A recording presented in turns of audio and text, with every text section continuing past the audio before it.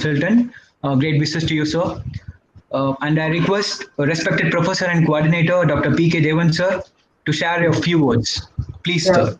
very good afternoon to one and all present here. I welcome Mr. P. Arjun Raj, Technical Innovation and Wave Consultant, a South Zone Central Council member, Indian Value Engineering Society, India, Education Committee member in Miles Value Foundation, USA, member, Save International, USA. Yesterday he took one session. That time I will give a brief introduction. I think this time it may not be required now, since he is familiar with us. Today he is going to handle on evaluation, simulation and modeling of electric vehicles. This time I use the opportunity to inform the participants. Tomorrow we have three sessions, morning, first session by our principal, second by Mr. Raju Gopal, and third session. So I expect all the participants to be available by 9:50. In the morning also we are planning to take feedback, and we are comparing the feedback with the attendance. Since we have to submit the records to the AICTE, attendance as well as feedback. So we request all the participants to be available throughout the session from the morning to evening. I request all the participants to be available by tomorrow by 9:50. The session will be very interesting. That will be very useful for the faculty members. It is not a technical session, but a stress management session, which will be delivered by our principal. So the session will be very informative and interactive and encouraging for the faculty members. Followed by artificial intelligence by senior professor and head statistical institute, Mr. Raju Gopal. Both of the sessions were appreciated in the last season also. So I request all the participants to be available by 9:50 a.m. tomorrow morning. Once again, I welcome Mr. P. Arjun Raj for spending his valuable time and expertise with us in the area of electric vehicles simulation, evaluation, and modeling. I request Mr. P. Arjun Raj to take over the session. Please, sir. Thank you, Professor Devan. Thanks a lot for an opportunity. So today, the topic of my seminar is on electric vehicle performance, evaluation, modeling, and simulation. So as a part of the presentation, so we have seen the part 1 yesterday, which deals with the electric vehicle chronology, basic concepts and terminologies used in electric vehicle, overview of the electric bus technology of Ashok Leyland. And I given the overview about the two-wheeler concepts application, and I also given the case study in respect to the electric vehicle. So today the topic of my seminar is the electric vehicle performance, evaluation, modeling and simulation. And before going to the performance, evaluation, modeling and simulation, I just want to give an overview about the two-wheeler. Okay? Overview of two-wheeler electric vehicle in India. What are the different type of vehicle that we have in India, and what are the configuration, what are the different configuration that we normally use for a two-wheeler. Because as the survey says that the electric vehicle will be manufactured across the globe, almost 60 million vehicles will be there across the globe in the year 2030. And in the year 2030, India will be leading electric two-wheeler manufacturer in India across the globe, because 35% car market or 35% of the company manufacturing electric vehicle contribute to 60 million vehicles. Two-wheeler will be from India, followed by China, Thailand, Vietnam, Indonesia, etc. So there is a lot of scope is there for two-wheeler. And again, so I want to stretch more towards the electric two-wheeler perspective, and then we will see electric vehicle and then performance, and what are the importance of the electric vehicle performance. We'll see the sum of the evaluation, basically the homologation kind of thing, and we'll conclude with the case study on modeling and simulation. So yesterday we have seen either 450 and 450X. So these are some of the best electric scooters and electric bikes that we have in India. The Either 450 The price starts close to 1,13,715 INR, where the battery capacity is 2.7 kilowatt hour, and the range of the Ether 450 is maximum of 75 kilometers, and the charging time is 5 hours, and the top speed, of course, 80 kilometers per hour. And in addition to the competitor that what had been prescribed in India with respect to electric two-wheelers and bikes, so apart from the Ether 450, there are players from Revolt, Bajaj, TVS, Hero, and Top. So you can see the battery capacity almost ranging ranging between just a second. Yeah, take your time, sir.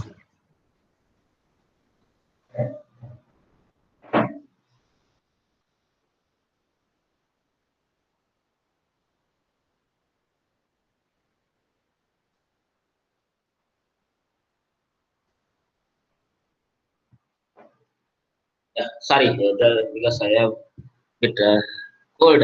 So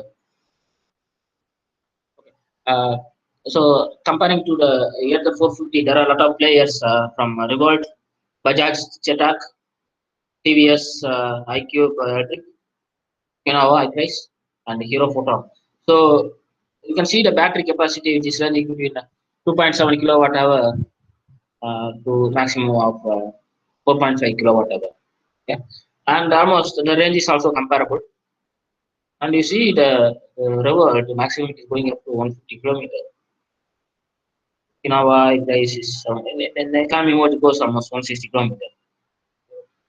And but the only problem is the charging time is almost 5 hours or 4.5 hours on average. Okay, it's the only worrying factor. But uh, the usage of two-wheeler is also less because the people use the two-wheeler only to move from office to home, home to office. So maximum they cover up to 30 or 35 kilometers per day. So for them, the charging will not be an issue because and they can charge even during weekdays, weekends, basically. And nowadays, you also have the fast charging technique. Yesterday, we have seen the static inductive charging, and even the battery swapping is also possible. But the only problem is you need to have the standardized size and shape to have the battery swapping technology. Okay, so you will see the main the two-wheeler, existing two-wheeler with the engine, and what are the retrofitment that we need to do, or what are the changes is going to happen for a electric vehicle two-wheeler. The system remains same except the powertrain, where the engine and transmission is replaced with motor, electric motor. Basically, the frame remains same, and again the suspension will be same. You have the lighting system, heating system. Yeah, you will not have the tank basically. You will have the battery packing storage location where the battery complete package of the battery takes place. And the brakes is also going to be same, like it can be the drum brake or disc brake. Only thing is that the powertrain aspect, basically the engine is replaced by frame is the important part along with the chassis. And these are the parts that are going to get mounted on the chassis. Chassis is the basic membrane of the vehicle, where the other parts like frame, transmission, clutch, fuel tank, suspension, brakes, everything are located above the chassis. And in the case of electric two-wheeler, you have the frame, you have the electric motor, you have the two-speed gearbox system, and you don't have the clutch. You don't have the tank. You have the battery instead of fuel tank. You have the battery. You have the suspension. You have the brakes.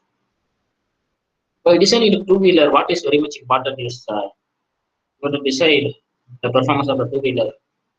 That is very much important. The range of the two-wheeler is very much important. So when as far as this IC engine is concerned, the performance is always determined with the help of a mileage. What is the maximum mileage that my two-wheeler can go? Is it 40 kilometer per liter or 50 kilometer per liter or 70 kilometer per liter? What is my maximum mileage that I can get for a two-wheeler when I'm using a conventional engine with petrol versus.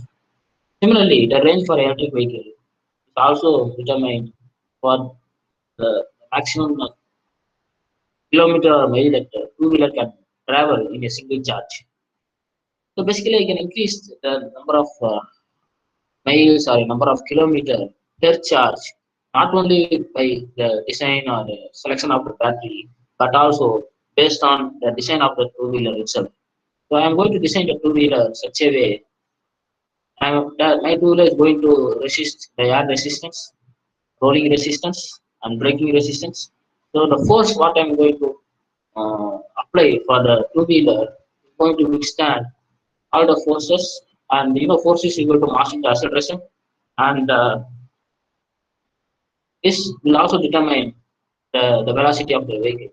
So higher the velocity of the vehicle, you need to have better uh, force, which means you need to have better resistance of air, rolling, and also braking. So and again, you need to design the vehicle such a way we are going to meet the constant velocity of the vehicle as well. And again, the formula of motive force is the summation of friction force plus air resistance. So there will always be a friction, okay? Friction force you need to overcome. So your motive force or the velocity of the vehicle to overcome the friction force, and how you are going to reduce the friction is also very much important. For the designing the lesser friction vehicle, you need to select the better braking. Like you are going to go for a drum brake or disc brake, and you should also select uh, the better suspension system, and you should also select the lightweight vehicle. So again, the weight is also very much important. It's not that your range of the vehicle or the mileage of the vehicle is depending upon only the design and the performance, but also depends on the vehicle, weight of the vehicle. So lesser the weight, it's always better. When you can also compare the two-person, one having a fat and another is very lean. Actually, the lean person can run fast. Okay, the weight of the person is 50 kg, and if the other person is 75 kg or 100 kg, you can see the weight, lesser the weight, the acceleration will be better. And then the range will also be better, or the mileage will be better because of engine. So lightweight is always good. So you need to design the vehicle with lightweight. So you need to go for some alternative materials, like composite kind of composite materials. Uh, So where you are going to go for a lightweight but high strength material, the cost is also going to be competitive. And and again, when designing, you also need to give what is the maximum weight of the passenger or the driver. This is the normal bicycle. Suppose if you are going for a scooter and a bike kind of thing, then normally two people will be there. What will be the board is the second passenger? So you need to consider all these things while you are deciding the design of your two-wheeler. And the motors what we use in a two-wheeler is different categories there. So DC motor, AC motor. And again, DC motor divided into brushless and burst, and AC motor divided into synchronous and asynchronous. And asynchronous is basically single phase and three phase. And again, you have the different brushless and burst one. And in burst, you have series mode, compound mode, thermal mode. So normally we use the BLDC kind of thing nowadays, and even the hub motor, induction motor and hub motor is used for two-wheeler application. And again, the battery. Okay, so battery is a very important aspect. So again, the batteries are divided into many types. Like lead acid battery, we have nickel cadmium, nickel metal hydride, lithium ion polymer, tube, air, and molten salt. In olden days, we are using lead acid battery, but now because of the high high weight and less energy density, and cost is less for the lead acid battery, but the weight is too high, almost 3 times higher than lithium ion. And in future, lithium-ion will also be replaced by graphene technology, which I explained yesterday. Graphene is available abundant in India and in nature as well, and it's almost the energy density is 5 times higher, and the weight is also lesser. The weight is much more lesser than lithium-ion, and the raw material cost is less, but the overall cost of the graphene material, graphene battery is basically higher, and it's expensive basically. That is the one reason we are not going for that. But in future, if the number of graphene productions are more, the cost of the graphene can also come down. So there is a possibility graphene can overtake lithium-ion. And you also have the sodium-ion battery as well. So sodium is also available. Sodium is also available very much abundant in India. So these are all the future thing. And you should going for a battery selection. You should always look for high energy density. You should always look for high power to high energy density matrices. Basically, battery vehicle or battery vehicle traction battery.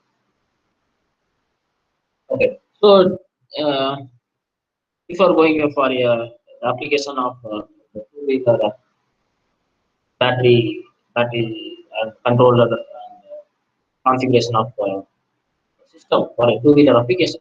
So we will see how basically the batteries are being manufactured. Okay? Basically, electric car batteries. Um, and this flow is common for the electric car battery and also for a two-wheeler battery. Because the process remains same, except the capacity of the battery and the number of cells what you are using for a battery. Sometimes you use less number of cells for a two-wheeler application and use more number of cells for a four-wheeler application. But the process, seventh stage, what has been highlighted here, remains same, irrespective of a two-wheeler or a three-wheeler or a four-wheeler or a commercial vehicle. So the process remains same, except the configuration changes with respect to the number of cells and the capacity of the battery. So the first stage is nothing but the top of the production stage, where we are going to manufacture anorganic cathode using the active material and also binders and also the electrolyte and separator. So this is the first stage basically. And the second stage is the cell production stage, where you are going to go for a production and then assembly of the single cell. Okay, so it's basically a series of cells for each and every battery. Okay? And the number of cells is again determined by the overall capacity. And each and every cell will also have required voltage and how much kilowatt hour you need have for overall vehicle for overall battery system. Say the battery configuration as well. And the third stage is the module production stage, where you are going to configure the cells into a larger module, like maybe a series of cells that include some electronic management as well. And the fourth important stage is the packing assembly, pack assembly, basically battery pack assembly, PPA, battery pack assembly. Here, what you are going to do is that you are going to install the modules together with the systems that also manages the power charging and also temperature. And again, you see here, the battery is also a function of temperature. Okay, higher the temperature, it will have the influence with respect to the charging power, and also it will have the effect on the SOC, state of charge. So these are the things we will see. We will see the today we will see the battery performance based on the temperature, time, and also the charging power against the SOC with respect to the voltage, different voltage and what is the influence. We will see that today in the performance category. And the next one is that after packing the battery pack assembly, what you are going to do is that you are going to integrate that to the vehicle. Okay, you are going to put the battery into the vehicle. Basically, you are going to integrate. And you are going to integrate. It means the integration of the battery pack into the vehicle structure, including the battery car interface. Here, what you are going to do is that you are going to connect. You are going to connect the battery into the vehicle using connectors, plugs, and bolts. And next, after it is getting integrated, then it is put to use and used during the specified vehicle battery lifetime. And the last one is reuse and recycle. Okay, obviously nowadays 90% of the battery is going to get recycled and reused. Okay? That is one advantage of going for a electric vehicle. So even you can use this as a free business for you. Uh, Yesterday, I have given you the comparison that between the two-wheeler electric and the two-wheeler engine vehicle. So you see, you get 1,000 rupees saving of the fuel per month, considering 35 kilometers per day usage, and apart from that, 250 rupees of maintenance cost. So almost 1,250 rupees you are going to save per month, and over a period of 5 years, you are going to save 75,000, which means after 5 years of your electric two-wheeler usage, you can buy new vehicle by paying the 75,000. Okay, and basically you're going to get the new vehicle free of cost, or the cost what you're going to save out of the two-wheeler using electric than the normal engine vehicle. And again, in addition to that, if you're selling the vehicle, even uh, apart from this 75,000 benefit, what you can get is you can also sell the battery, and where you can sell that battery to the company where they are doing reusing and recycling. Okay? So 90% of the battery can be reused and recycled, and then you can also get some money by selling the battery. Now this is also a good business, and still you will also get a good benefit. So considering the two-wheeler segment rather than comparing the four-wheeler, at least at this point of time, two-wheeler electric vehicle is a good business model for a person to buy it. Okay, and again, even the business case is very much good for the company manufacturer, because as I said, 60 million vehicle India need to manufacture, in which 35% of the 60 million vehicle. So you need to have a lot of manufacturer, a lot of companies you have to come forward to go for a two-wheeler in India.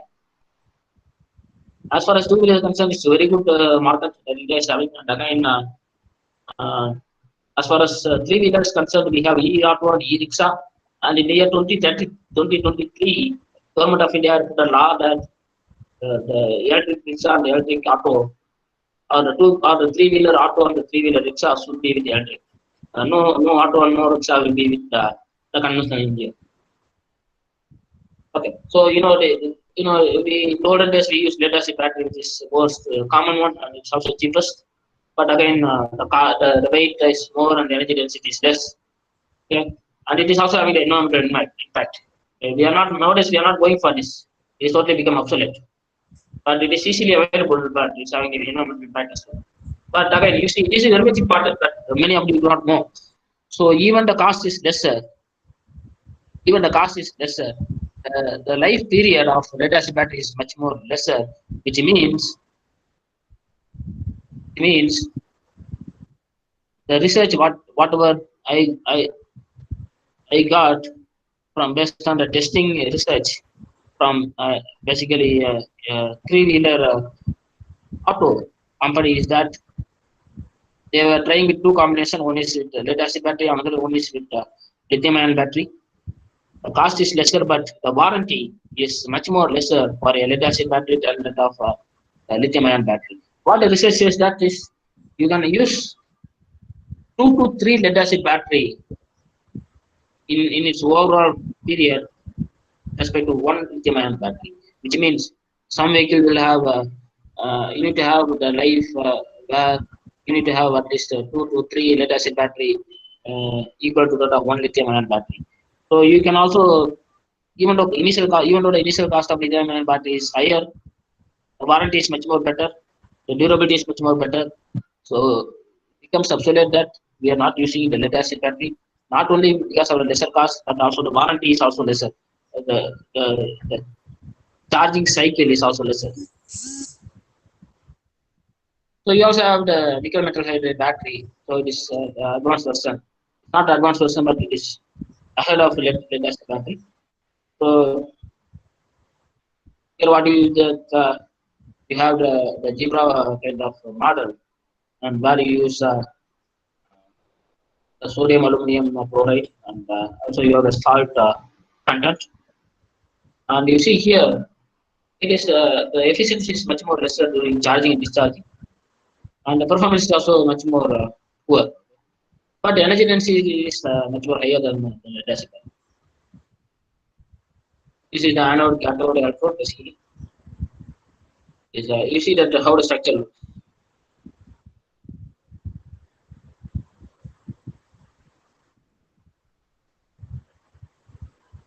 So this is a very important battery, lithium-ion battery.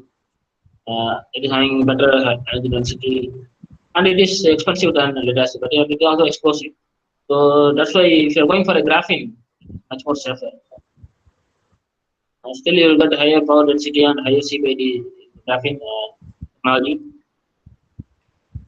You see, the battery life is much more poor in the case of lead acid. That's what I told.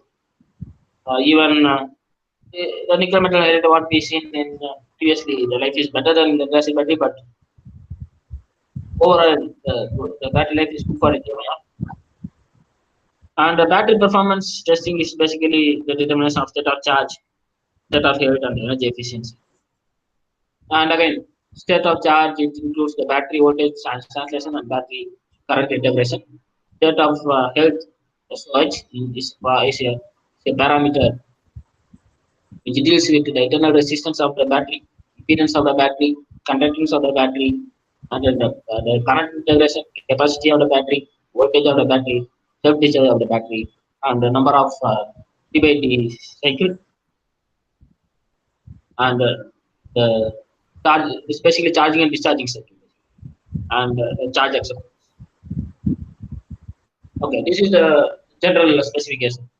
Okay. It's a motor rating range almost 2 kilowatt, and the current what I'm going to do is 40 amps. So for a normal 364 lithium-ion cells, each cell will have 3.7 volts. So this is the normal combination of cells that we are using for a lithium-ion battery. 13S28P. You can see the standard in it as well. And the chemistry what we have for lithium-ion is having the entire pack of 48 volts, the nominal voltage, and the overall capacity of the pack is 23.8 ampere hour. And this is the overall weight of the pack, and this is the energy of the battery pack. And again, this will vary from vehicle to vehicle, but again, this overall energy capacity is also determined by number of cells what you have. This is one such example. The maximum terminal voltage of the pack you are going to get after charging is 4.6, considering this motor specification. And again, you need to consider the charging time with respect to the maximum charging current, maximum output voltage, and also the maximum current. And again, how many number of cells you are going to use in series, that also will determine the overall capacity of the battery, with respect to the specific energy, specific power, and also the density of the. And you see here, the battery charging time and battery discharging time is very much essential. You need to provide as a technical specification, and you need to get an approval to meet the standard that has been prescribed by the testing agency. In India, we have a testing agency like ARAI, and in Europe, we have a Europe testing agency, federal test procedure in the case of US. So you need to get an approval from the government testing agency as well. And they will also test the charging time, discharging time, considering the last factor as well. So this is how the battery charger looks. It's an example with 50 amps hour battery, 10 amps charging, it takes 6 hours to recharge. So the other aspect that you need to look is constant current, constant voltage, and also the floating charge. These are the different states that you need to look. And you need to see overall performance of battery, not going to get that. And you see the battery management system. That you need to monitor the health condition of the battery. You need to monitor state of health, state of charge, and you need to monitor the data reporting structure.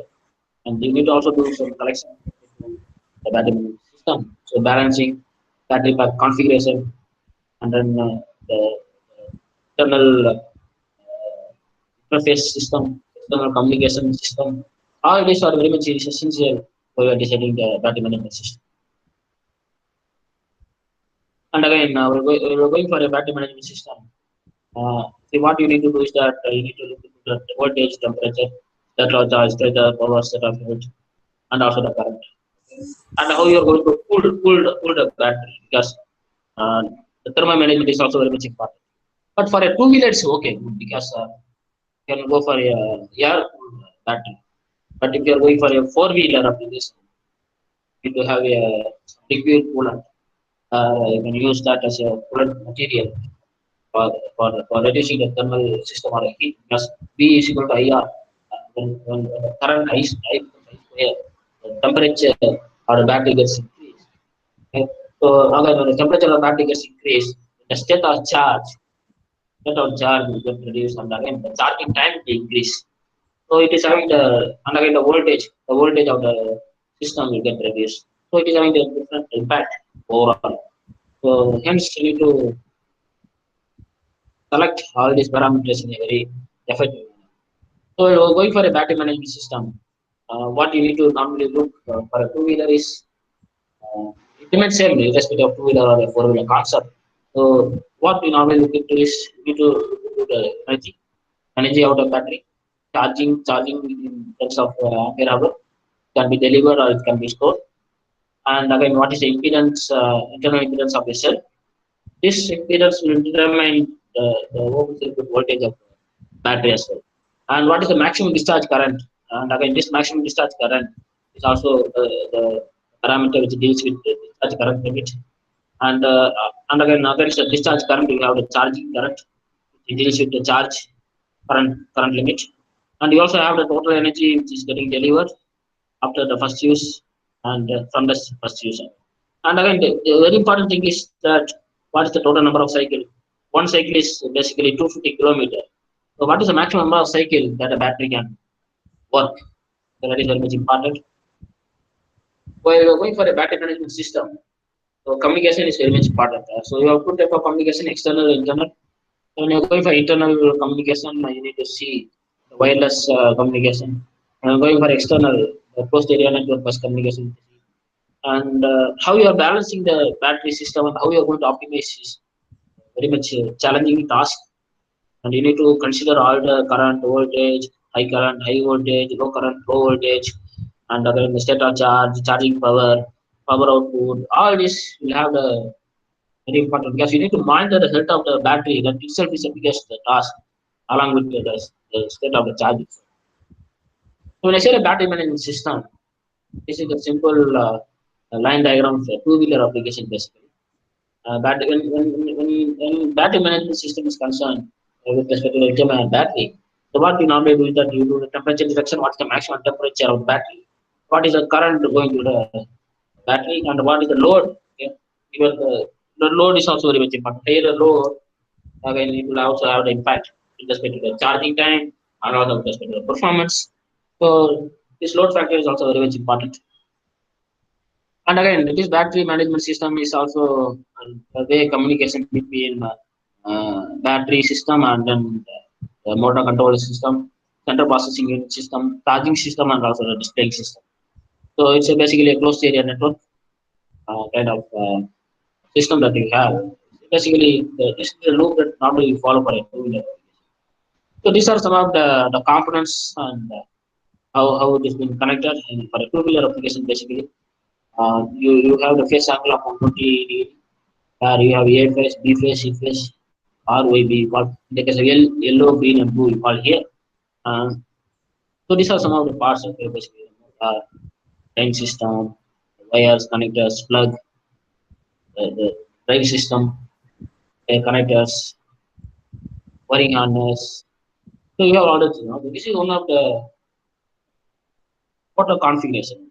So you need to design the motor such a way you should have the specified length, you should have the required number of coil. Say the stator rotor design is also very much important, and the dimensions is very much important. What is the height? What is the width? What is the thickness? All this will also play a vital role. Even this is an example of U motor, electric motor. Company name is UU motor, and capacity of this motor is 750 watts, and maximum it can go up to 2800 RPM. and the rated current is 2.56 meter, and the rated current is less than 20 amps, and the efficiency of this motor is 80%. Ratio what we having is 6, and the maximum real speed what we have for this configuration is 480 rpm, and the overall weight of this motor is 6.8. And again, followed by battery management system, we have the controller, where again the controller is also not too much complex in a two-wheeler system. But only thing is that the wire configuration is very much important. So this controller is basically dealing with the motor wires, which are large wires, and it is having the battery positive terminal, negative terminal. Controller is giving the signal, or it is getting the communication, or giving the communication between BMS and controller uh, to both battery positive and battery negative terminal. And it is also having the forward, reverse, neutral, different positions it's having. It's also having the connector. It is also giving the feedback. It is getting the feedback. And when it is not in use, it is also giving the signal. Or it is giving the communication basically. And here also we have the speed sensor to determine what is the maximum speed that the vehicle is undergoing. We also have the electric brake where the controller controls the brake. And this is the battery configuration of a lithium-ion battery having the voltage range of 48 volts. And each cell is having a 12 volts system for configuration in it. And the maximum current is 22 amps ampere hour, and it is always kept in series. You can see this is series basically. And the overall energy density is 1056 kilowatt hour, and the power what you are going to get out of this battery is 1056. Okay, so basically the retrofitment is possible in a two-wheeler. So what you have to do is that if step one is you have to remove the engine. Step two, what you have to do is that you have to build the mountings. Step three, what you have to do is that you have to connect the batteries in series. Step four is you need to connect the controller to the motor and throttle. Okay. Step five, what you have to do is that you have to mount the batteries, motor and controller, and you have to fasten it properly. And finally, you need to connect the battery to the controller. So now it's set to go. Like you can directly replace the two-wheeler of a conventional engine with electric bus. Only the remote engine need to do some welding. That is very much important. Yeah, the mounting is very much important. Otherwise, you cannot mount the batteries and motor and controller, and you cannot fasten it. Okay, so mounting is very much important. Even the design of the mount is very much important. Okay, so now we are going for a main topic. Okay, so because the two-wheeler I want to stretch because even now India is going to have a good business for a two-wheeler. Even the retrofitment is also possible, but we need to see the design modification, because retrofitment alone will not have the better design. Yes, we need to go for a original design, and we need to do a lot of modification. And if now we do, then the efficiency may not be that much good because of retrofitment, but we can convert from engine to a electric vehicle. But what I suggest is rather than retrofitment, go for a new design and deliver the new product. Okay, that will have much more better range, because the range is a product of not only the performance, and also not only based on the powertrain, but also it also based on the structure of design. But how we are going to design the vehicle with respect to the aerodynamic force or the rolling resistance force, how we are going to design with respect to the weight of the system, how we are going to overcome the friction force, how we are going to increase the velocity of the vehicle, and how we are going to design the vehicle with the right weight, and how we are going to design the two with respect to the load of the passenger and then the driver. So all this will have the cumulative effect determining the range of the vehicle, like how the same it is been determined with the help of the mileage of the vehicle for a with respect to the conventional engine. Okay, let us see the importance of the electric vehicle performance. So you have a lot of electric vehicles which are already developed in the electric version, and you will see the performance. Okay? So you have I'm going to divide it into different kind of electric cars, having the cheaper version, medium version, and high cost version. So you see the Renault Twingo electric version, it's having 23 kilowatt hour battery package, and you see the top speed is 130 km per hour, range is 130, and efficiency is also 164 watts per kilometer. And there are a lot of other vehicles like Citroen C, Hero, Peugeot. This is my previous company where they have this vehicle. Basically, PSA motor, which is having the vehicle French. France, they launched this vehicle. And we see the maximum fast charge can happen at 180 km per hour. And range is very much important. Range being 130, 90, 80, 200, 100. So this range is also very much important. Okay? So this performance is basically the speed, acceleration, what is the minimum time required to reach from kilometer per hour, basically the 100 kilometer per hour, and what is the maximum top speed, what is the range, what is the efficiency of the system, and the charging and everything. All this will determine the overall performance of electric vehicle. These are the cheaper full electric vehicle. Even though the name says cheaper, cost is almost 21,000 euro dollar. Almost only the 90 will be the cost. So still it will be close to much higher. Respect to Indian point of view, it is still higher. You see, when it is higher price fully electric car, it is the cost is obviously double the previous version. So the Tesla is much more higher cost as all. But the only advantage is that for charging, for a single charge, it can go up to 90 km per hour. So a fast charge is also possible. You can go 90 km. It's in a single charge is also possible. And the range is also 970 km. You see the range. Higher the range is always good. You see the top speed is going up to 410 km per hour and 2.1 second, you can reach up to 100 km per hour. This is how you need to look for a design aspect, performance aspect. You can see some other vehicle, the Bosch Lightyear one and the Bosch Taycan Cross Turismo. You see how the aesthetic vehicle, how the design is been carried out. You can see, and you can basically compare system with respect to the fast charge, efficiency, range, and top speed. Higher the rate of range or top speed, the cost of the vehicle is high, and the efficiency will also be on the high. So this will have an impact respect to the efficiency. So higher the price will also call for higher efficiency. Higher the efficiency will also call for higher price, and the higher the range will also call for higher price. These are some of the high range full electric cars which are there in the market. Same like Roadster is also going to come with a new model in the 2021. You will have a similar version like what I shown previously. And you see this is a Tesla. There are some other model. But this is a Tesla semi-truck vehicle. Yeah.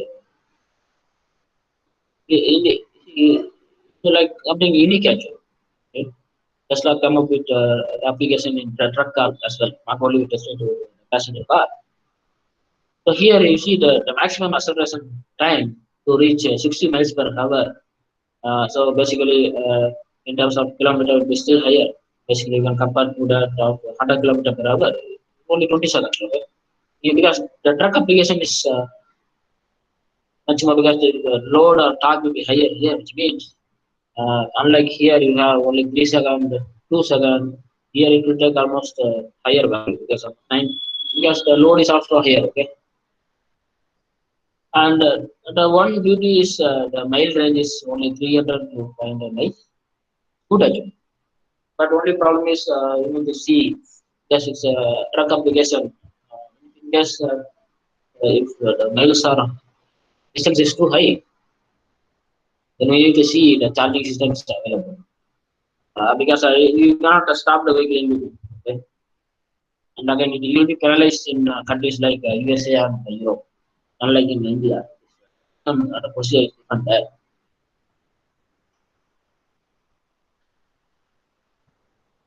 You see here, the powertrain is again is having the 4 independent motors and rear axle. Okay, why performance is important? We are speaking about the different vehicle development. So why electric vehicle performance is important? Okay, so we will see the FAME India scheme phase 2 overview. What is called FAME 2? Okay, basically phase 2. FAME 2 is basically faster adaptation and manufacturing of electric vehicle. This implemented in the year April 2019, and this is valid up to for a period of 3 years. And this FAME India scheme phase 2 has 3 broad verticals. Okay, there are 3 broad verticals. First vertical is basically the demand incentive based on the battery energy content. Okay, what is the demand that you are going to get out of the energy content? What you are going to get from the battery? And the next one is the charging infrastructure. And the third important vertical is information, education, and communication system. Okay, so there is also a flexibility in fund allocation among themselves because these 3 verticals, the fund are being allocated. For demand incentive, they allocated 8.96 crores, and for charging infrastructure, they have allocated 1,000 crores, and for education, communication, and for the administrative activity, they have 38 crores, and total for FAME 2 it is 9634, and there are there are some expenditure which is coming out of phase 1. Okay, phase 1 is the previous one. Okay, so even that also to be taken. So put together, okay, so now we are in 2019 to 2020. So almost 1,500 overall 1,500 crores has been allocated. And you see, after that you have 2021 to 22, and for the year from 19 to 22, almost 3 years. Okay, for these 3 years, almost 10,000 crore have been allocated in these 3 figures. Okay, so to utilize this funding, this funding is basically dealing with the performance of the vehicle range, top speed, acceleration. So since the amount whatever spent is too high, we need to be much more care to ensure that the electric vehicle performance is much more sincere and it is meeting the standard of FAME 2. And again, the first vertical what I said is a demand incentive. And again, the demand incentive is basically the battery system, basically. And how you are going to decide the demand incentive is basically the size of the battery. So for a 2-wheeler, you have the size almost 2 kilowatt hour, and for a 3-wheeler, you have 5 kilowatt hour. 4-wheeler, you have 15 kilowatt hour, and for a 4-wheeler with the hybrid version, you have 1.3 kilowatt hour, and for a e-bus, you have 250 kilowatt per hour. So you see here, when the configuration of the vehicle gets changed from 2 to 3, 3 to 4, 4-wheeler in electric bus, the battery size is getting increased. Okay, when the battery size is getting increased, what happens is even that will also have the corresponding influence with respect to demand incentive. And again, with respect to different vehicle segment, what the FAME 2 with respect to demand incentive, what the amount of fund they have allocated, they also allocated the cost, the total fund support is coming out with respect to the incentives. Basically, it covers 10,000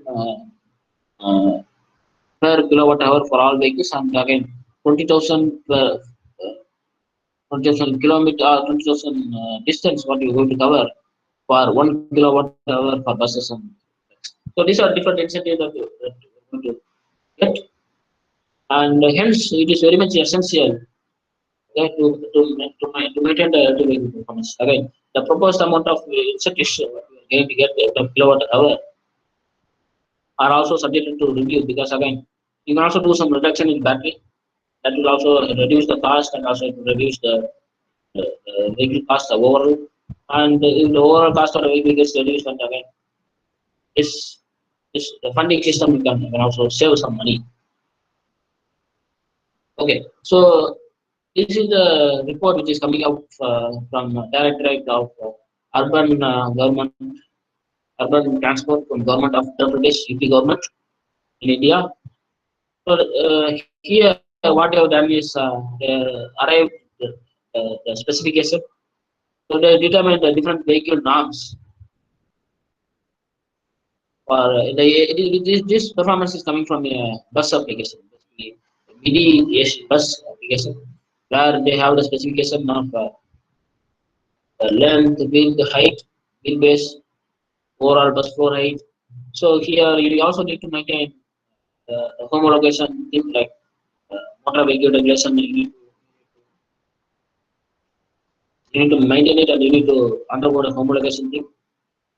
And this electric vehicle performance is also necessary with respect to the acceleration of the vehicle, maximum speed of the vehicle, and the overall gross vehicle weight of the vehicle, and maximum speed. You need to have the maximum speed as per the homologation marks, and it's also having the power requirements, and you should know what is the water coolant temperature, what is the maximum temperature that the battery can undergo, and how you are going to reduce the temperature of the battery.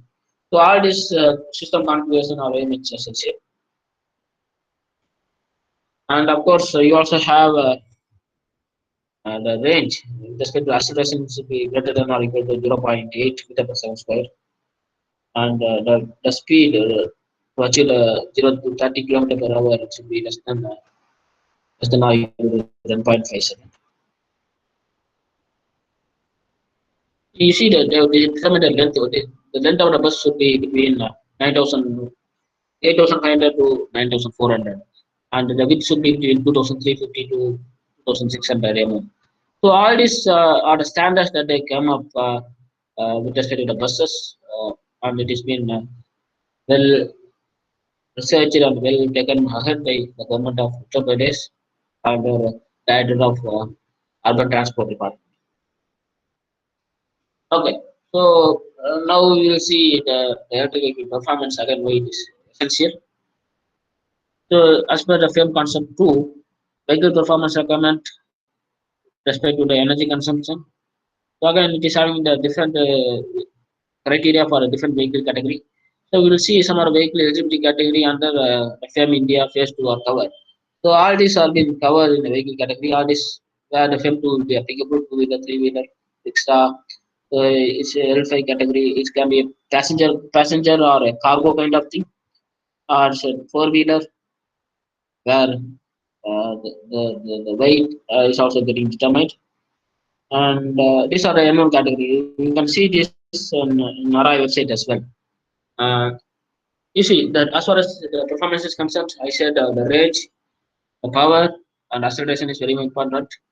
So for 2-wheeler, you need to have the minimum acceleration of 0.65 meter per second square.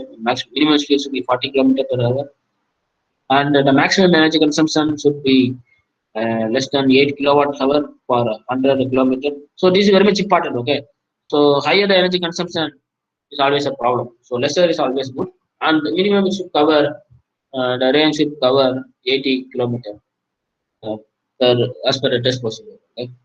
So for a 2-wheeler, you see there is a change is going to happen 2-wheeler to 4-wheeler.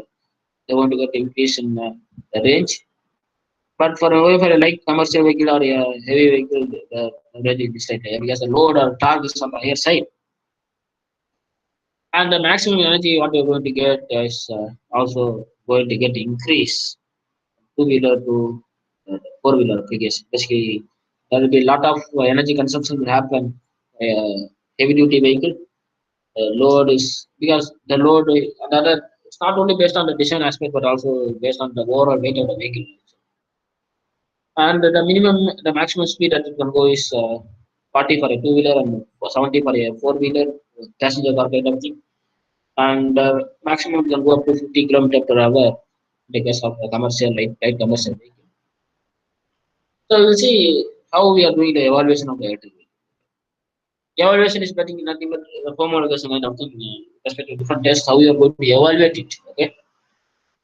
So there are total of 256 drive tests or drive cycles are available which have been followed across the globe. These are some of the few test cycles. Okay, you have a European legislative test cycle, you have US cycle, you have Japanese legislative test cycle, you have the test cycle named Pramac, and this is applicable for the tests like vans, car, buses, etc. And you also have the different cycle with respect to EMPA driving cycle, which is followed in Switzerland, and in Austria, Germany, and Switzerland. They also followed just like we also have the handbook like in Arai. They also follow the driving cycle as per the handbook, and they also there are different test procedure even for hybrid vehicle as well. The drive pattern or testing pattern is varying. So these are the different drive cycle that we have for evaluation. We normally do testing basically with respect to this one. We get a report from the testing agency. The testing agency will certify that the vehicle, it can be a two-wheeler or a three-wheeler or a four-wheeler passenger car or a four-wheeler light commercial vehicle or a bus, should pass all the tests with respect to different drive cycle pattern, and you need to get the approval from the testing agency. And you should also give the same kind of input and give doing for a simulation activity as well. So you have in India, you have Indian driving cycle where the average speed of the vehicle is 90 km per hour. Whereas in Europe, you have the drive system where the maximum is 120 km per hour. Whereas in the case of USA, you have 140 km per hour. So against the different time, you have follow the different speed called NEDC, New European Drive Cycle. And this is the test cycle that you are following for a lightweight vehicle for a two-wheeler and three-wheeler. The world lightweight transient cycle test that you follow for a lightweight commercial vehicle, lightweight vehicle basically. So here again you are maintaining the average speed as 150 km per hour, and you have a different test cycle that you follow for a Europe condition, basically Europe legislative cycle ECE 15 drive cycle basically, and this test cycle is applicable for a car application where they test with maximum speed of only 50 km per hour. And this is basically a city driving condition, okay? Because in city the average speed is only 50 in Europe. So different test procedure that you need to look, and accordingly you need to give the input to your simulation activity as well. And normally you need to evaluate basically based on different type of tests that you need to undergo. So while you're going for a drive cycle, the vehicle kinematics parameter is very much important. So here the drive cycle pattern is based on time related, speed related, acceleration, and also the start stop thing, and also the dynamics related. So when I'm considering the time into aspect, you need to see what's the driving time, what is the pushing time, what is the time that is spent for accelerating, what's the time for deceleration, what's the time that I'm going to spend for braking, what is the standing percentage time with respect to driving percentage, pushing percentage, accelerating percentage, decelerating percentage, braking percentage, standing percentage. So all these are very much important. Okay, all this input you need to give in a proper manner. And with respect to speed, what is the average trip speed that you are going to take the vehicle? And what is the average driving speed you are going to take the vehicle? What is the standard deviation of the speed? And what is the speed at which the 70 25 percentage of the maximum speed you are going to achieve kilometer per hour? And with respect to acceleration thing, you need to give the average acceleration of the vehicle. What is the positive acceleration? What is the negative acceleration? What is the standard deviation that you are going to for giving the acceleration with respect to the 75th and the 25th percentile? And you need to give the input as what is the number of acceleration, what is the number of acceleration per kilometer. So all these inputs are very much important that will derive with respect to the output. Okay. And again, the stop related. Okay, how many number of stops you have? What is the number of stops per kilometer? What is the average stop duration? So this basically the big research basically you need to do for your each and every vehicle with different parameters. Basically, the kinematics things. Kinematics includes both static and also the dynamic. So again, with respect to the dynamics thing, you need to see what is the relative positive acceleration (RPA), what is the positive kinetic energy (PKE), and what is the relative positive speed (RPS), what is the relative real speed, what is the relative spur speed, what is the relative positive spur speed. So all these parameters are essential when calculating the things considering the dynamics of the vehicle. Okay, so as I said, the drive cycle is very much important. In Europe, we follow the new European drive cycle, and they have different transition cycle. They follow in part one, part two, part three, different thing they follow. But the Europe legislative cycle (NDDC) is very much important, where they cover the distance of 11,017 meter against the duration of 1,180 with an average speed of 33.6 km per hour. Similarly, you have FTP, Federal Test Procedure, which is followed in Europe. Sorry, it is followed in USA. So you have the FTP 72, FTP 75. And again, here also the distance, duration, speed is very much important. And there are a lot of tests which is followed in US. And they follow different tests for heavy duty vehicle. They follow different tests for finding out the fuel economy. For even in New York, the test condition is different. So they have the New York test cycle, and they also have the composite test where they test both with respect to highway and also traffic. And we have different test procedure that is been followed in Japanese. We call JP10 mode and JP10 15 mode. And these are the reports that are published in TRL report number. You can also get it, you can search it, Google, and you can get this report as well. Okay. So coming back to the test procedure for electric vehicle evaluation, basically Motor Vehicle Regulation Act, you need to have the two-wheeler. Sorry, uh, just give me a second.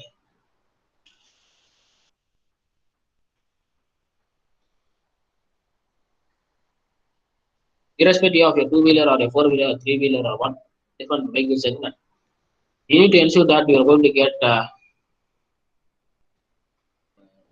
motor vehicle regulation certification from the certifying agency like ARAI. So here, what you need to ensure is that the vehicle what you are going to manufacture or what you are going to develop should meet all the standards, AAA standard, to meet the homologation requirement of all the segment of the vehicle. So here it should cover all the standards for electric vehicle, hybrid electric vehicle, and also the retro standard as well. So suppose if you are going only for retro kind of thing, so it will have some standard, okay? So what should be the system that you need to look while you are changing the configuration, while you are going for a retrofitment? What is the challenges? What is the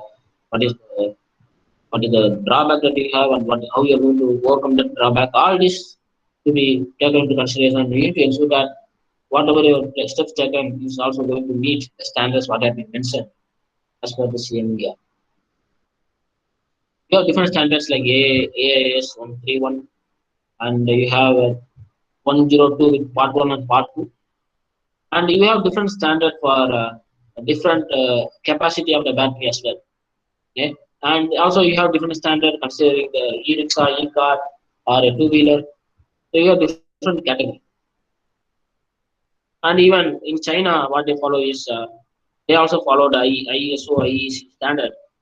And irrespective of the country, irrespective of the vehicle category, what is very important is the evaluation of the vehicle is very much important. And this evaluation of the vehicle is possible only with respect to the testing of the vehicle. And this testing of the vehicle is possible only if you follow the standard.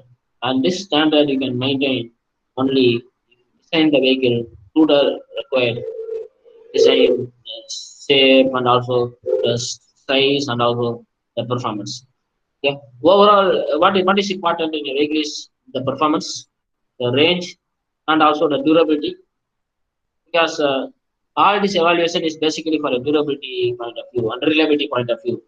How much the durability of my vehicle? Okay. How much will be the durability of my system? What will be the maximum life that I can give to the battery? What is the maximum life that I can give to the frame system, chassis system, electronic system, controller system, battery management system. So what is the maximum thing I can give? What is the maximum warranty that I'm going to give? That is important. So and compared to the test procedure, what I told, we are also going to follow different regulation. So we follow the regulation, like as I said, we follow AIS.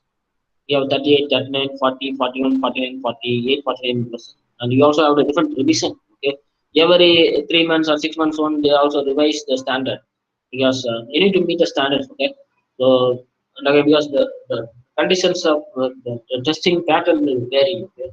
So hence you need to ensure that you are following the recent standard, and you need to get the approval from the testing agency with respect to the construction and functional safety of your vehicle. It can be two-wheeler or four-wheeler or a three-wheeler.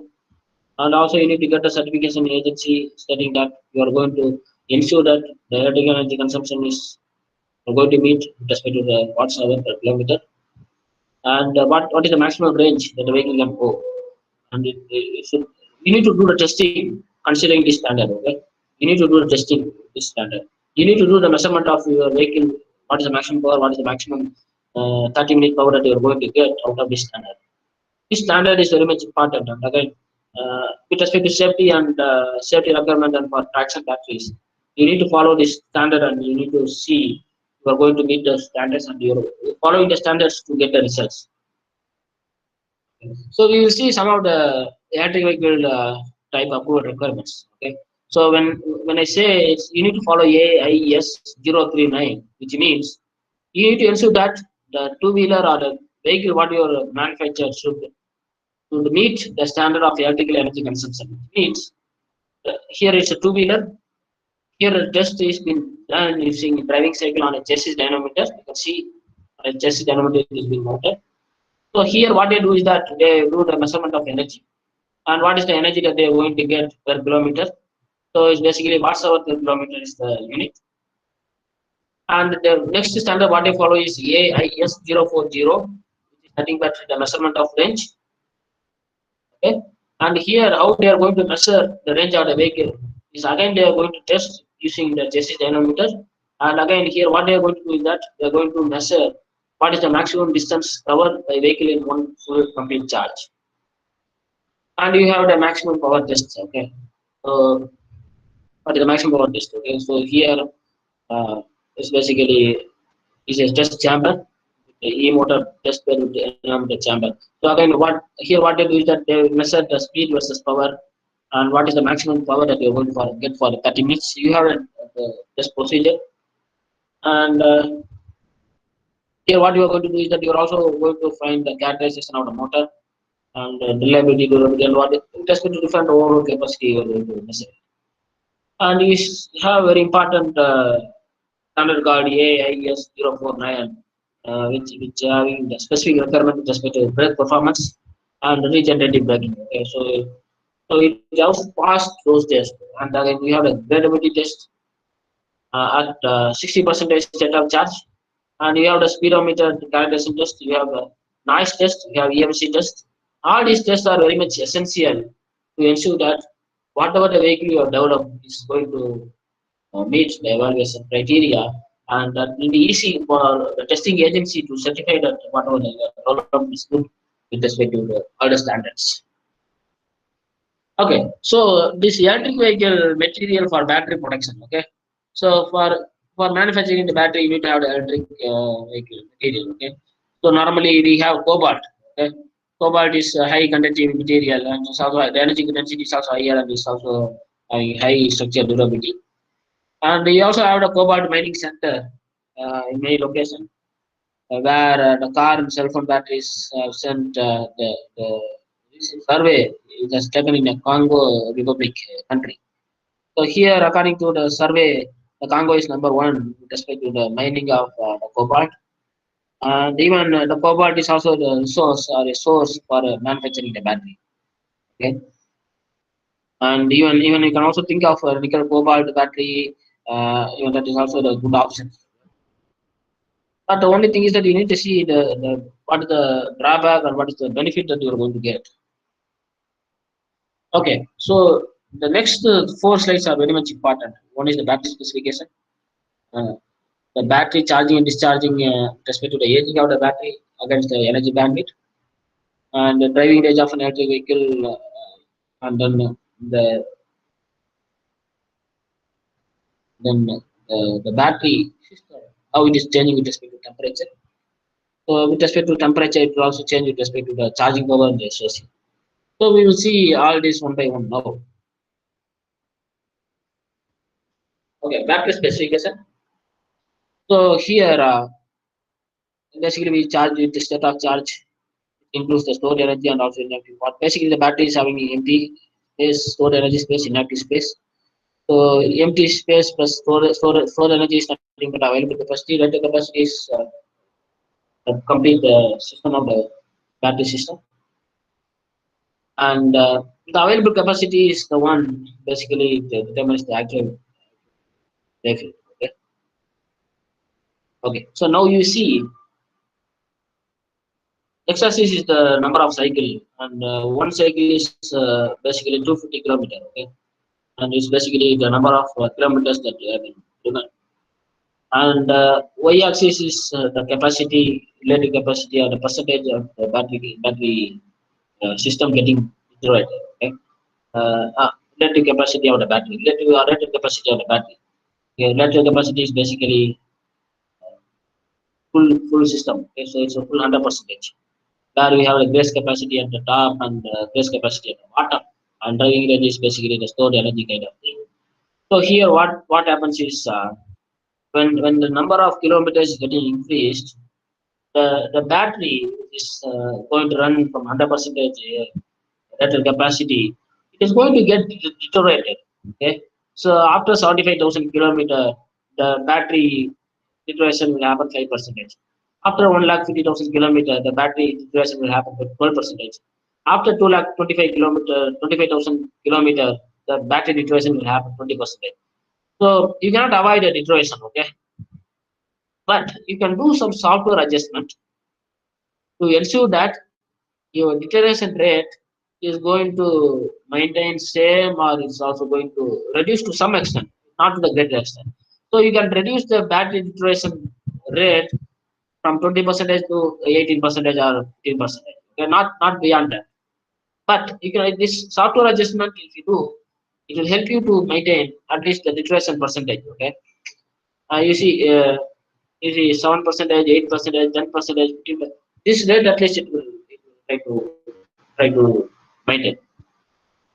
So hence it is very essential to ensure that you are going to do some software adjustment to ensure that the deterioration rate of the battery you are not going to affect. So again, the same graph what I explained previously. Instead of number of cycle, here they mentioned as kilometer or miles, basically the odometer miles. Also consider this as a kilometer, and this is the range of the vehicle. Okay, so you see the range of the vehicle in the blue, and you see the range of the vehicle is going to come down. It means this is the battery life. When the battery life is getting deteriorated, okay, when the battery life is getting deteriorated, which means 5%, 12%, the range of the vehicle, okay, the range of the vehicle, what we have for 100% will be higher than what we have for a 5% deterioration of the battery. So the higher the deterioration, you also have the problem with respect to range of the vehicle. Okay, and you see that's why it's also divided into 3 categories. First one is the oversized battery with the base capacity. So this base capacity is oversized battery. And again, the same here you get some fading. Okay, fading in the sense you get some losses, and because of the losses, this battery widens and this widens the energy band. Okay, this widens the energy band. And you see here, I also told you that if you are going for a software, you can reduce the stress or you can reduce the deterioration percentage. But beyond a particular point, you cannot reduce the percentage of deterioration. Okay, still you get the drastic one, and corresponding to the reduction of the deterioration of the battery will also call for the range reduction. You can see from 250, 245 range in miles, it gone to 280.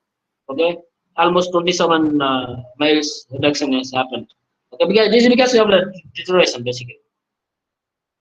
Okay, the another interesting factor is with respect to temperature and the voltage and current. Okay, so V is equal to IR. Okay, when voltage is higher, current is also higher. So normally for charging my phone, what I have is I normally use two type of port, one having 2.5 volt and another having 3.5 volt for charging my phone charger for phone system. So when I'm using 3.5 volt, my phone charging time will be lesser. Okay, because higher the voltage, current flow will be higher. Okay, but again, V is equal to IR is a good one. But again, when I becomes I square, the heat getting generated will be higher. Okay, that's also on the negative side.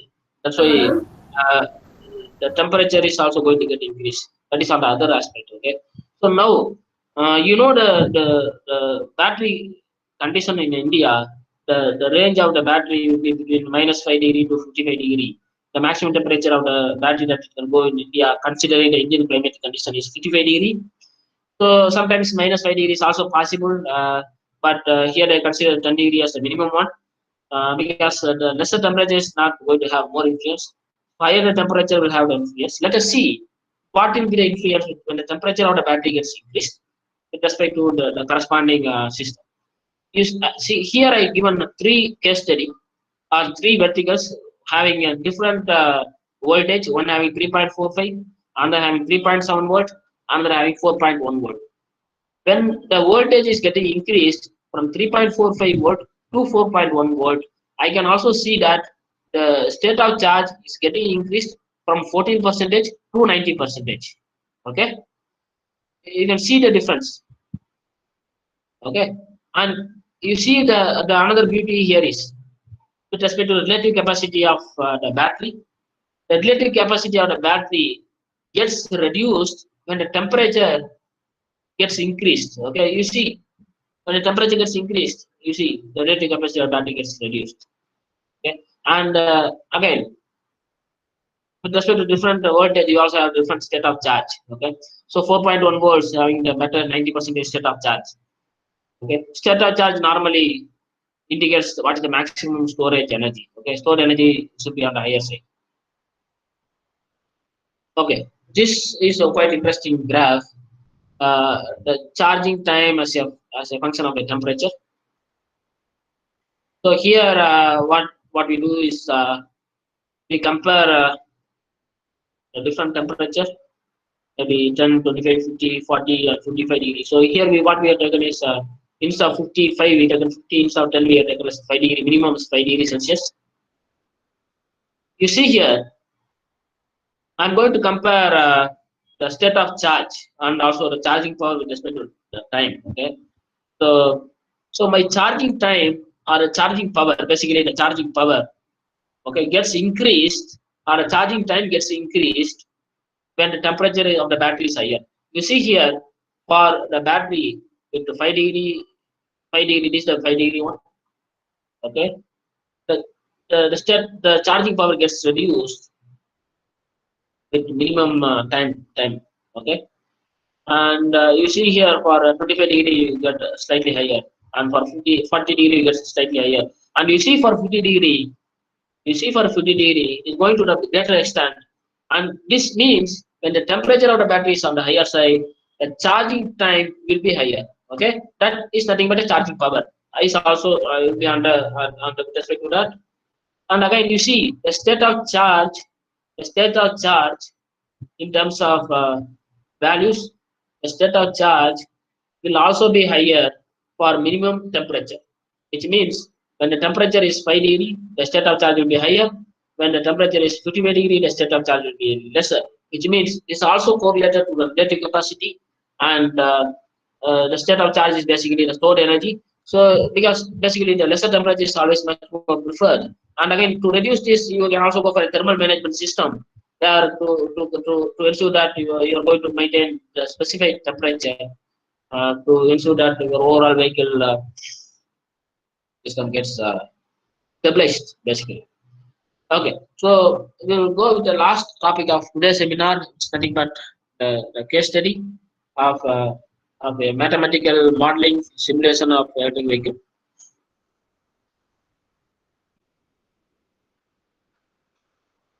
This electric motor is basically based on the torque and efficiency.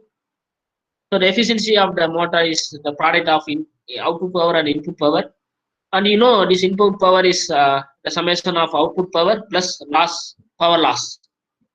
So you have a lot of losses, power losses like copper loss coefficient, you have iron loss coefficient, you have windage loss, you have constant power loss, you have motor torque, and so all this summation will have contribute to the overall loss of the power. Okay. So, but obviously the motor loss is lesser when compared to the engine loss. Okay, because yesterday we have seen the energy bandwidth between the electric motor and the engine, where the motor loss is only 10%, followed by the engine loss of 76%. Even a lot of researches are going on now, even to reduce the 10% of motor loss, and that 10% motor loss can be reduced if you are reducing the power loss. And this power loss is basically determined using the losses which corresponds to copper loss, iron loss, windage loss, and also the constant power loss. So this is the modeling of the electric vehicle drivetrain. Basically, the batteries of the lithium-ion storage one, and it can able to generate more than 200 volts battery system. You see, this is a vehicle having the interface between the battery controller and the motor controller, and battery management system. Basically, the controller is governed by battery, and motor control system and the controller is governed by power electronics.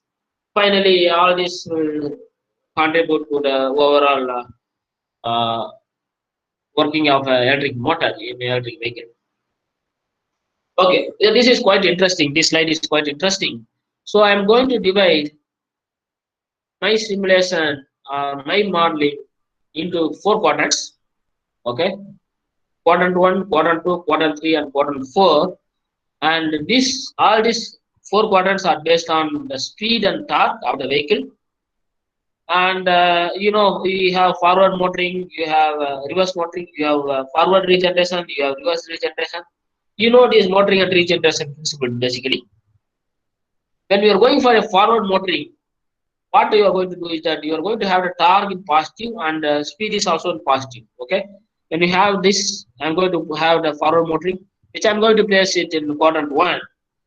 And when I'm going for a reverse regeneration, here what I'm going to get is the torque is going to be on the positive side and the speed is going to be on the negative side. And this I'm going to place it in quadrant 2.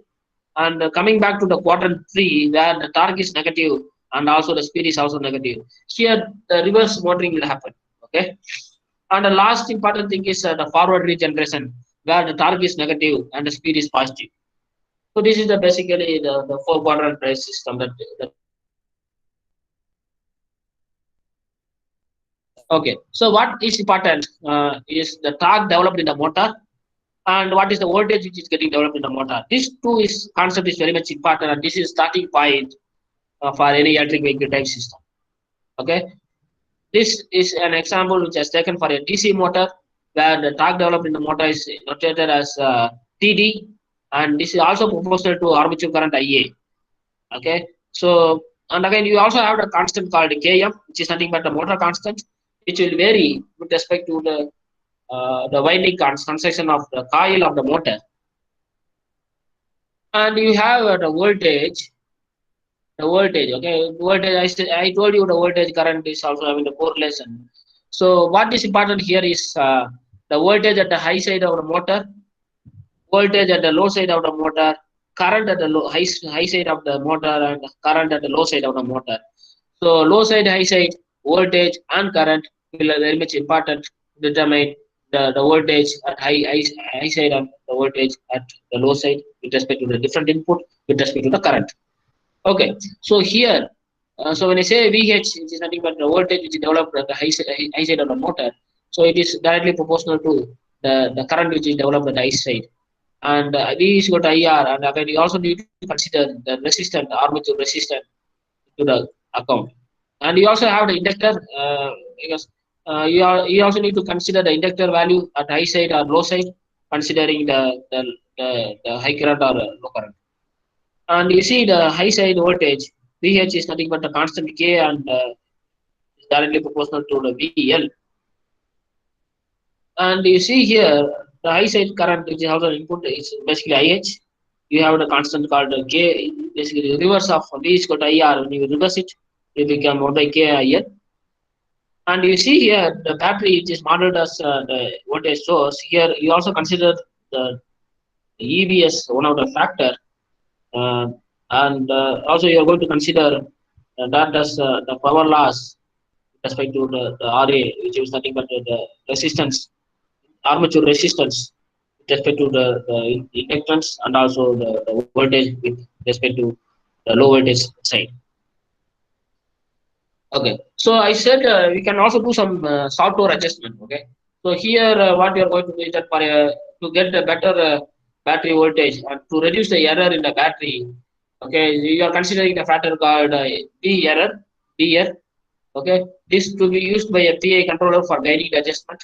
So this one you need to give this as an input during the simulation system, and you are going to get the B error, which is based on the normal actual condition and also the calculated error what you are going to get out of the battery internal voltage using the current and the voltage from the control from the motor controller.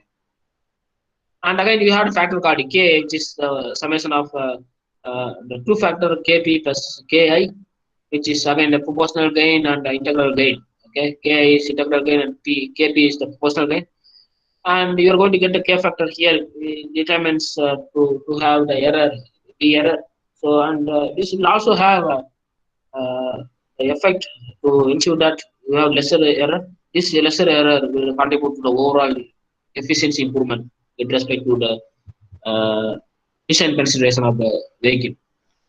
So here what is important is you need to give the input based on that you give the output, you will get the output. So input is normally based on the different speed of the vehicle with respect to the different road condition. And you need to give the road speed of the vehicle. And with respect to different time, you need to give the input to the system. And these are the inputs you are going to give in different time cycle. And you need to ensure that during motoring power, during motoring, what is you are going to release, the power is getting released, and during generation, the power is absorbed. Okay, so during regeneration or during generation, the power is absorbed, and during motoring, the power is released. So the speeds are basically they calculated for 100 seconds. So force is equal to mass with the acceleration, which acceleration is basically velocity by time taken. And I'm going to design my force of the vehicle with respect to the mass of the vehicle, velocity. I told you with respect to the two-wheeler concept. So same is also applicable for a four-wheeler concept. And again, you also consider the drag force.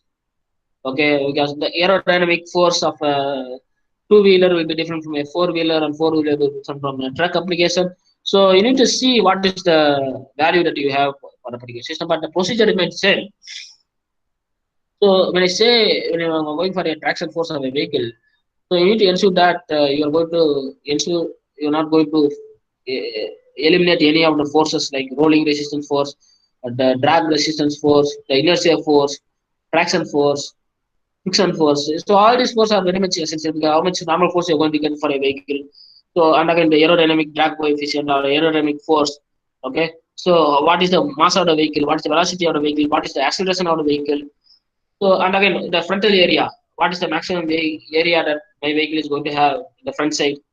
All this will contribute to the overall traction force of the vehicle. And and in addition to that, what you have to do is that you also need to give the input with respect to the different auxiliary loads for the passenger car. Different system will have different auxiliaries. Auxiliaries will have different load. Say for example, radio will have 52 watts, and HVAC system will have 489 watts. Lights will have 316 watts, and this is the overall auxiliary power. Okay, this and again the higher the auxiliary load, this will also contribute to the corresponding change with respect to the output. But you need to give the input in a proper manner. And again, this input will vary with respect to the list of two-wheeler, three-wheeler, four-wheeler. But again, sometimes such work may not be the main role in two-wheeler, but it is main role in the case of passenger car application.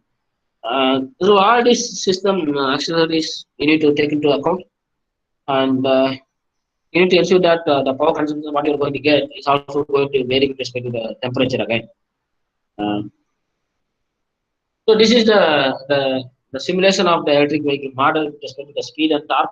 So you basically you get the four quadrants: first quadrant, second quadrant, third one, fourth quadrant.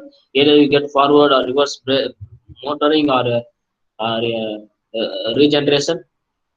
Regeneration or the motoring will happen either forward or reverse based on the input what you're going to get, and this is also based on the driving cycle or driving pattern of the vehicle. And here the drive pattern is based on the road speed, the torque and power of the vehicle as well. And again, here you need to give the road value, the road speed basically, road power, what is the, with respect to the vehicle you need to give, and what is the condition of the road, and again, what is the motor you are going to use for your vehicle, and what is the controller for your vehicle. You see, in the case of the motor model, you have voltage at the high current, current at the high side, and you have also have the different parameters like with respect to the motor voltage and current and power. You have a lot of the losses also you need to consider, and you also need to consider the battery management pack or battery management system and the PI controller as well. When basically a power electronics kind of thing, all this it needs to be integrated in a much more complex in a proper manner. So what is important here is, so I told you you need to reduce the error in the case of PI integration. So when you reduce the error, the efficiency what you are going to get in the form of the battery error will be much more lesser, and the gain value will be much more higher, which will have the very good output result for respect to the power, time, and also the thing. And you can also get the output considering whether it is coming under regeneration mode or it's coming under motoring mode, or is it coming under forward motoring, or is it coming in the reverse motoring, whether it is coming in the first quadrant or is it coming in the fourth quadrant. So all this data you can get it. Okay. So this is a simulation output that you are going to get just with the time and the motor voltage. Okay. And you see the voltage curve normally follows the speed curve. Voltage curve normally follows the speed curve, and the current curve always follows the torque curve, and the power curve always determines whether it is motoring or regeneration. So this is the output that you are going to get out of the simulation. And you see the battery voltage with respect to the motor voltage, battery current with respect to the motor current, battery power with respect to the motor. Okay. And again, you will also find any increase in the current is due to the torque demand. Okay. Even the torque demand is there, you can get accordingly. So again, you see here the output what you are going to get is 745 watts hour, and the vehicle is running in forward motoring. Okay. And when the vehicle is running in negative regeneration or backward regeneration, so where you get 413 watts hour. Again, the regeneration capacity will also vary with respect to the output what you are going to get from the input. That's why the gain factor is very much essential. Okay, so how much accuracy you are giving the gain factor, and how much input you are going with respect to the PA integral controller, basically control system of a battery and the battery management system. Accuracy is very much essential to determine the battery voltage error, and that will also give the corresponding gain factor, and that will also give the corresponding the output in the terms of the power, voltage, current against the battery current, battery power, and also the motor power. And you can get the different output in terms of forward and reverse motoring or regeneration. Accordingly, you can select the battery pack or the vehicle performance. You can. Okay, so thanks for an opportunity, and you can also email me at p.arjunraj@gmail.com, and my mobile number is 8778 983428. You can post your queries now. I will answer And beyond, if you have any other doubt, you can also email me. Feel free to contact me to have more clarification.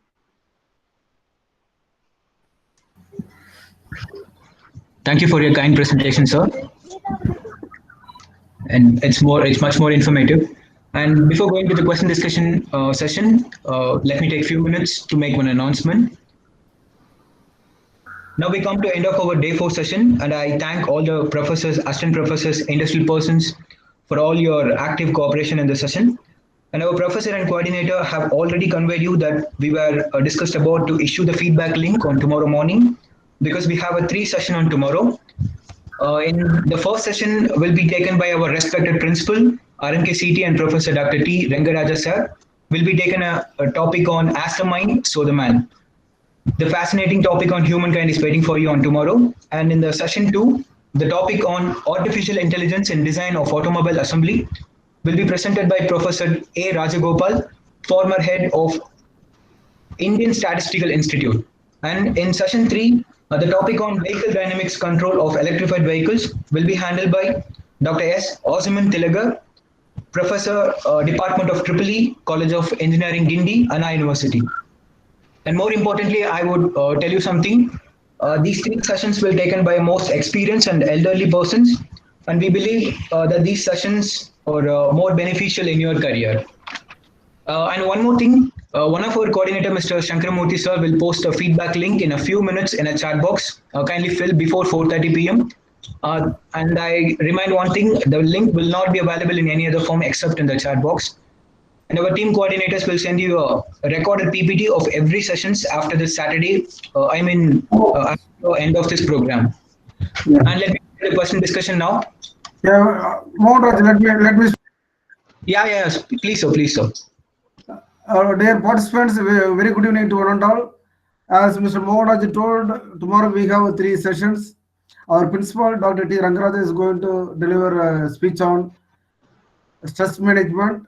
That will be very interesting for faculty members, how to tackle the students and the teaching learning process. And the session will be very, very useful for the faculty members. I request all the participants to be available by 9:55 itself.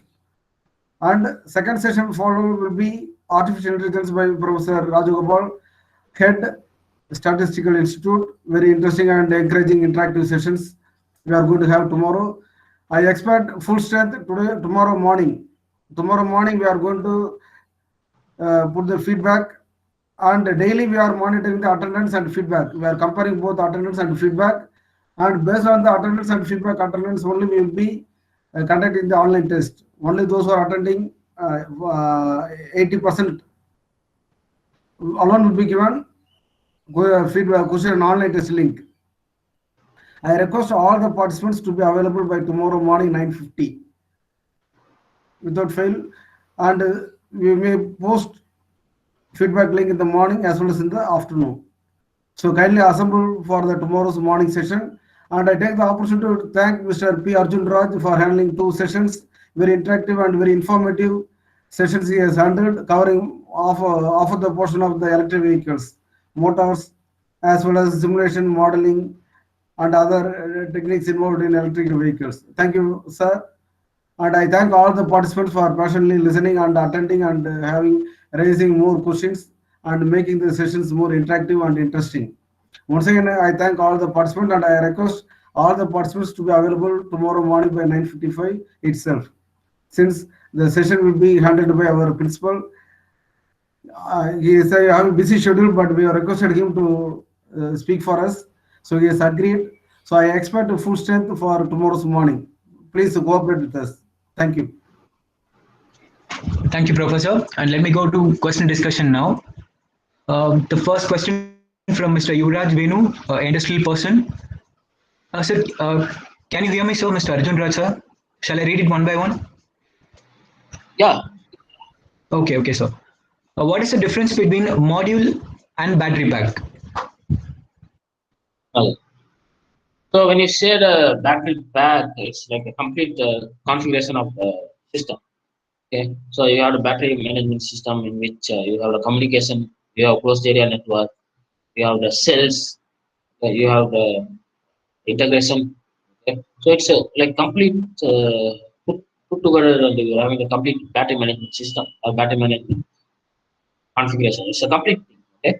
And when you say the module, it can be either a cell module or it can be a controller module or it can be the connector module or it can be the integration module. So here it deals with the individual sub parts of the battery management system. Okay? So battery management system not only includes the battery alone, it also having the complete circuit. Okay, so where it is having the interaction with motor controller, okay, and also the power electronics. Okay? And again, the communication is very much important. Okay, and going to the flow of pattern and all this is complete battery management system. And when you say module, it's respect to one, it's like a self protection or the integration of the battery into the vehicle. It's a module basically.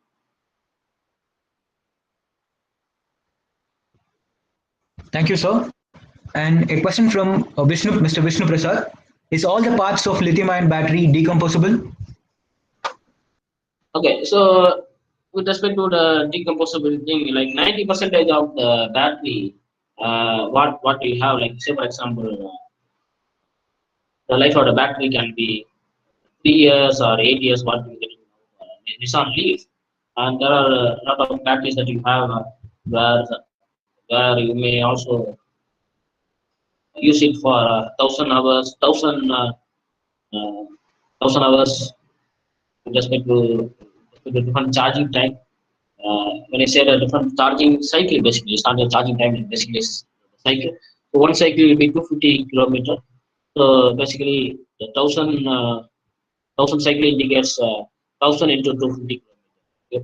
So normally for application in India, they give different battery life, especially different drive cycle, different battery cycle for the different application, two-wheeler, three-wheeler, four-wheeler, etc. So here, uh, so after beyond the warranty, okay. So what is important is that you have the advantage to reuse and recycle the battery. So here, what the research says is that, or the data says is that 90% of the battery what you use can be recycled, and you will also get the money from the company who is doing the recycling process and doing the decomposing process.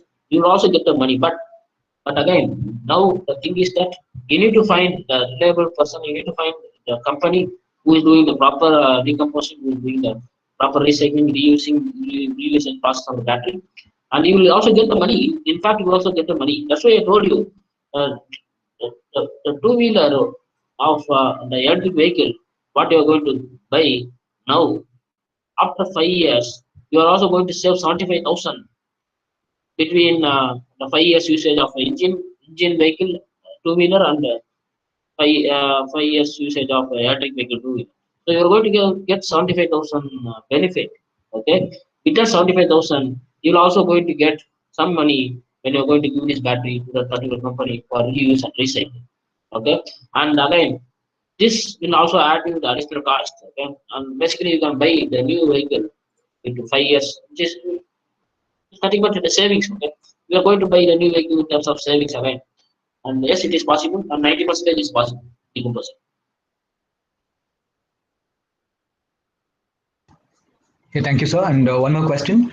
And you have mentioned in the table about battery charging. The assuming loss factor is 2.5%, then what are the real losses in battery while charging? Okay, so you have seen the battery loss, okay, while charging. Okay, so you have seen if you are considering 2.5 percentage, okay, that 2.5 percentage can be with respect to temperature. Okay, so higher the temperature, the charging it will have the influence with respect to the charging of the battery. So the charging time will be more when the temperature of the battery is higher. That is very much important. And the voltage, when the voltage of the battery is higher, then the current will be on the higher side. The current is higher, the state of charge will be higher, which means the charging time will be less. And this 2.5, what I've been told, it can be 2.5 or it can be the engine. Okay, but I cannot say you need to always assume 2.5% battery loss factor. It's not a ground rule that you have to apply 2.5%.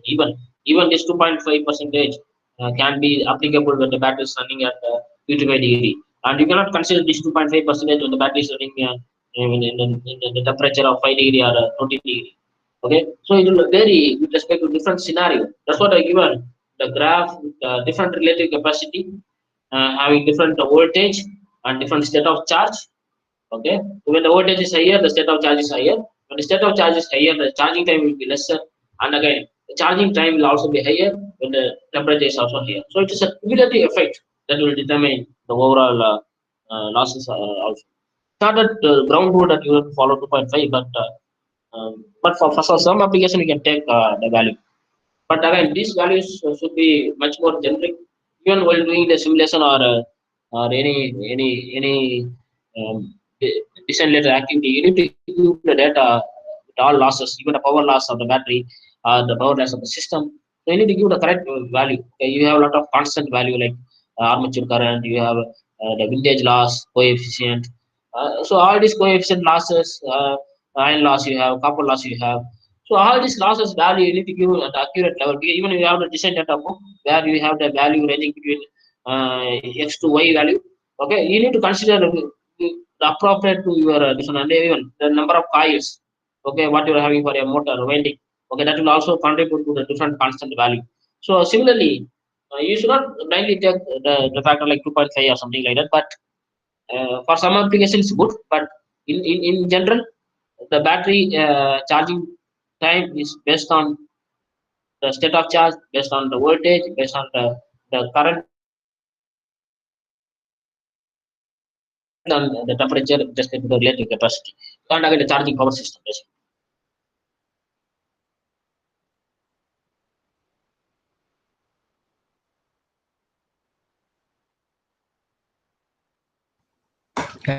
Thank you, sir. The question from Ms. Satya Kannan. In the present scenario, will lithium-ion battery dominate the automobile industry, or some other battery technology will replace it? Yeah, I told you the graphene battery. Okay, so currently lithium-ion is better than lead-acid battery on the nickel metal hydride because the energy density is much more higher than the two, and the weight is also less. And again, the durability is very much important. Okay, so I told you you need to buy at least 3 lead-acid battery than one lithium-ion battery because I was doing some consulting work for a three-wheeler auto application.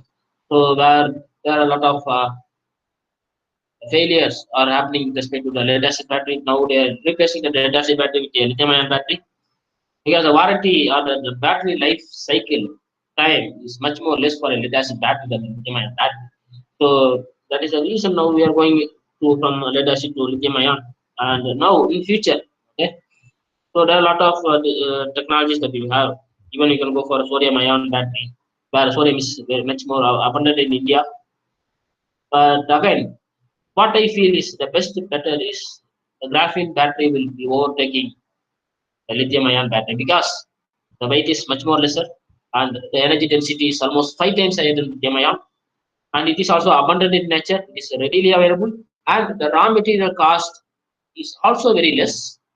But only problem is the manufacturing of the graphene into the system. Basically, it's a basic integration. Like it's like it's not only the module alone. You need complete integration is required to manufacture the battery. So the manufacturing cost of the graphene battery is higher. That becomes so expensive. It becomes expensive. But then the number of volumes of a graphene battery is going to be higher in market. Okay, when the production is going to be higher, the manufacturing cost can come down, and because higher the volume, we also have the flexibility towards the lesser cost. Because in those days, lead acid battery is much more costly. Sorry, much more lesser than lithium ion battery. But now they also match the cost with the lithium ion, but not to the great extent. At least they reduce.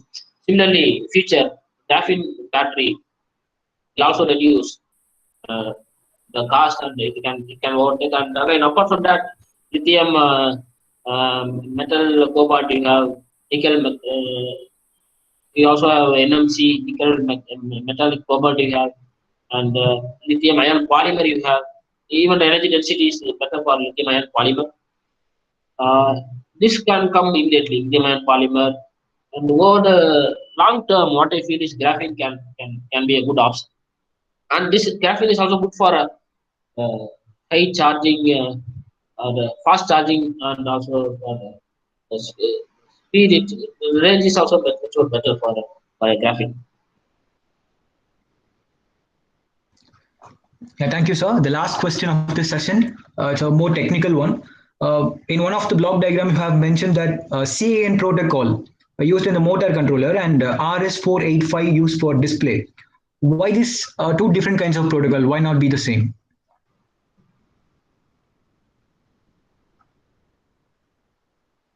Is it possible to repeat? Okay, sir. I can repeat one more time.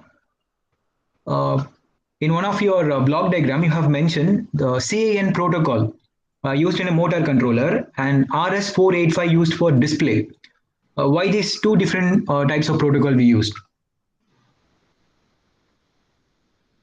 If they can able to tell, is it for which protocol system? Okay, sir. Mr. Ibrahim, sir? Okay, yeah, I got it. Maybe, okay. maybe they were telling. Yeah, is this the 745? Is this the same thing? No.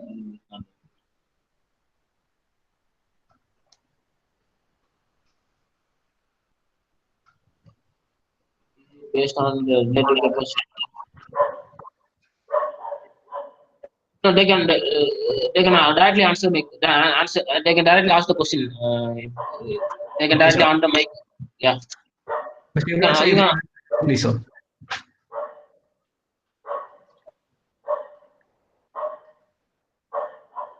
Yeah, because I'm not able to recollect it. Maybe I can answer him offline because I need to search the value. Like I'm not able to recollect at this point of time. Yes, before, yes, sir. This is 91. Slide number 91.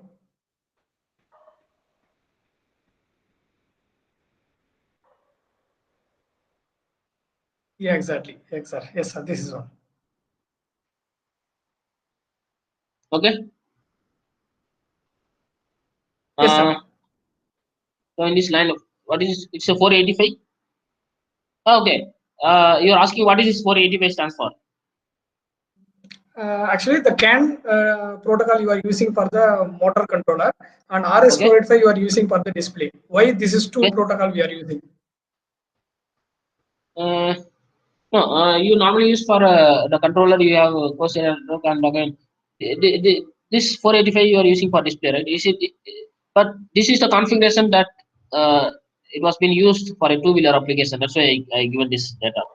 Okay, so in which one is best? No, I mean nowadays they have the what you said. Even that is also there, but I think this might be the old one. I need to see the present configuration how they are connected. Okay. Okay, thank you, sir. But are you aware that 485 has been replaced by some other thing, or it has been integrated between? Because I saw in telecom batteries they are using 485. In EV batteries they are using CAN. But in EV batteries they are never use 485 mostly. Okay, but what happens is that again the cost of the closed area network is on the higher side.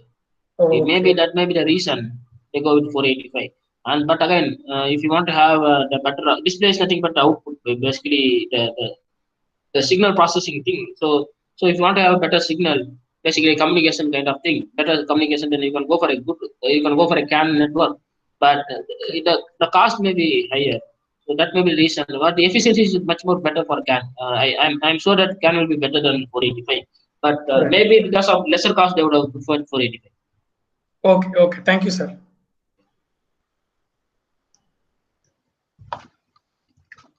Yeah, I thank you, Mr. P. Arjun Raj, sir, for your well-informative session and your answers. Dr. Devan, sir, if you want to convey anything, you can do now, sir, or else shall we move on?